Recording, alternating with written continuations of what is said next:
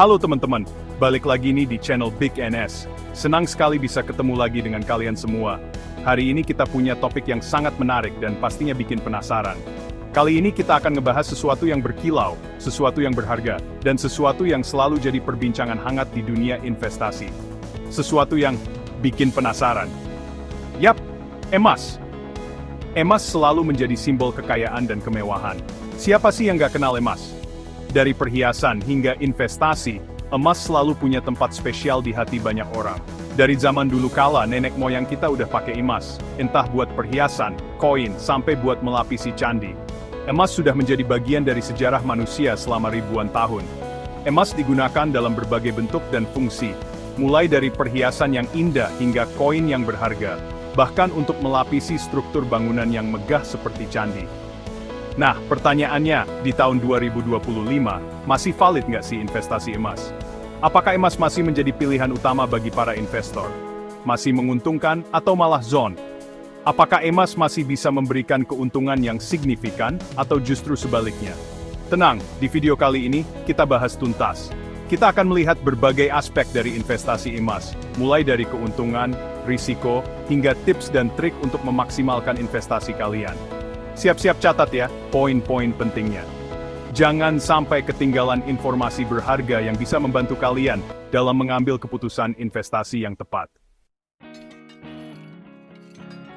Pertama, kita bahas dulu dari sisi kelangkaannya. Emas adalah salah satu logam mulia yang paling dicari di dunia. Dari zaman dulu hingga sekarang, emas selalu menjadi simbol kekayaan dan kemewahan.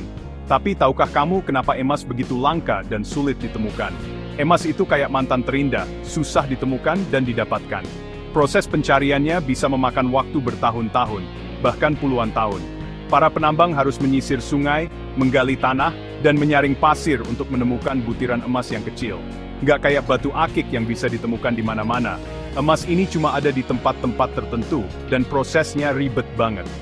Lokasi tambang emas biasanya berada di daerah-daerah terpencil yang sulit dijangkau. Para penambang harus berjuang melawan alam dan cuaca ekstrem untuk bisa mendapatkan emas. Bayangin aja, nambang emas itu butuh alat berat, teknologi canggih, belum lagi biaya operasionalnya. Mesin-mesin besar seperti ekskavator dan truk tambang harus dikerahkan untuk menggali tanah dan batuan.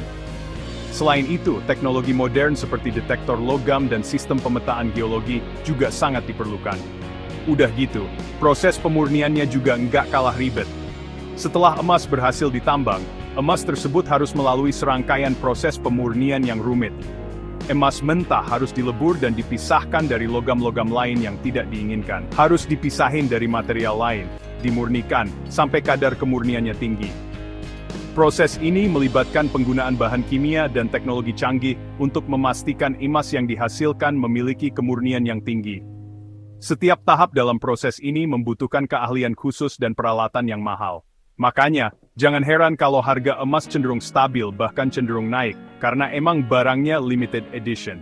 Emas yang sudah dimurnikan kemudian dicetak menjadi batangan atau perhiasan yang siap dijual di pasar.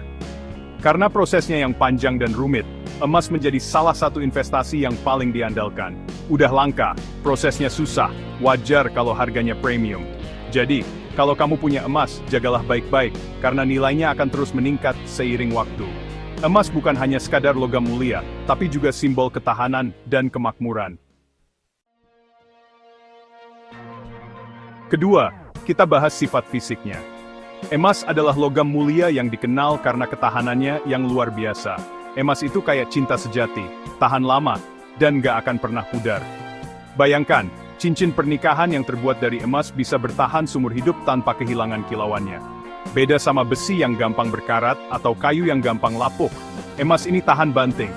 Besi bisa berkarat dalam hitungan bulan, dan kayu bisa lapuk dalam beberapa tahun, tapi emas tetap utuh dan indah. Nggak gampang berkarat, nggak gampang korosi, pokoknya awet banget deh. Bahkan dalam kondisi lingkungan yang ekstrem, emas tetap mempertahankan bentuk dan kualitasnya. Makanya, emas cocok banget buat investasi jangka panjang. Banyak investor memilih emas karena stabilitas dan keamanannya. Mau disimpan puluhan tahun pun, nilai dan bentuknya tetap terjaga. Emas tidak hanya mempertahankan bentuk fisiknya, tetapi juga nilainya yang cenderung meningkat seiring waktu. Nggak heran kan kalau dari dulu, emas jadi favorit buat warisan turun-temurun. Banyak keluarga yang mewariskan emas dari generasi ke generasi, sebagai simbol kekayaan dan kestabilan. Udah kayak pepatah bilang, harta karun terbaik adalah emas yang abadi. Emas telah menjadi simbol kekayaan dan kemakmuran selama berabad-abad, dan akan terus begitu di masa depan. Ketiga, kita bahas kegunaannya. Emas itu multitalenta, nggak cuma buat gaya-gayaan. Selain buat perhiasan yang bikin silau mata, emas juga banyak banget dipakai di berbagai bidang. Di dunia teknologi, emas dipakai di komponen elektronik, karena sifatnya yang konduktif. Di dunia medis, emas juga dipakai buat perawatan gigi dan terapi kanker. Bayangin, emas yang kecil-kecil gitu bisa jadi penyelamat nyawa. Jadi investasi emas itu kayak investasi masa depan. Siapa tahu nanti teknologi makin canggih, kebutuhan emas makin tinggi, harganya makin melejit. Keempat, kita bahas nilai historisnya. Emas itu udah kayak legenda, dari dulu sampai sekarang tetap berjaya. Bayangin dari zaman Firaun di Mesir kuno, emas sudah jadi simbol kekayaan dan kekuasaan. Terus di Kekaisaran Romawi, emas dipakai buat mata uang.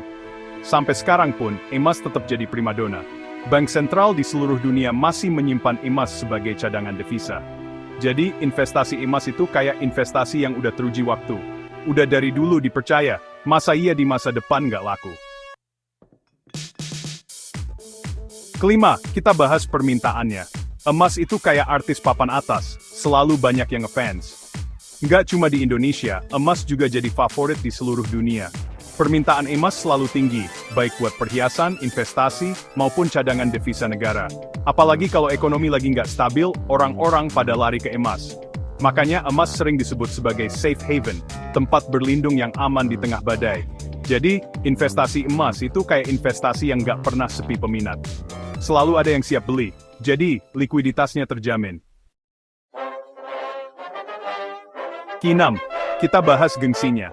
Emas itu kayak mobil mewah, bikin pede dan terhormat. Nggak bisa dipungkiri, emas punya nilai prestis yang tinggi. Punya emas, apalagi yang gede-gede, bikin orang ngelirik dan ngerasa wah. Nggak heran kalau banyak orang yang beli emas buat nunjukin status sosial mereka. Bener nggak? Tapi ya, inget ya, gengsi boleh, tapi jangan sampai kalap. Investasi emas tetap harus disesuaikan dengan kemampuan dan tujuan finansial kita.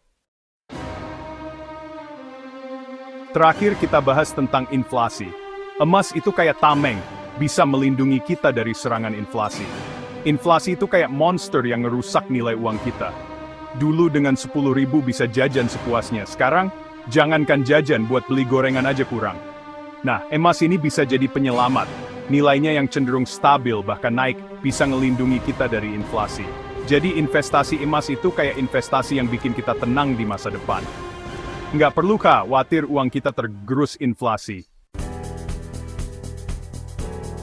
Nah teman-teman, itu tadi 7 alasan kenapa emas masih layak dilirik sebagai investasi di tahun 2025.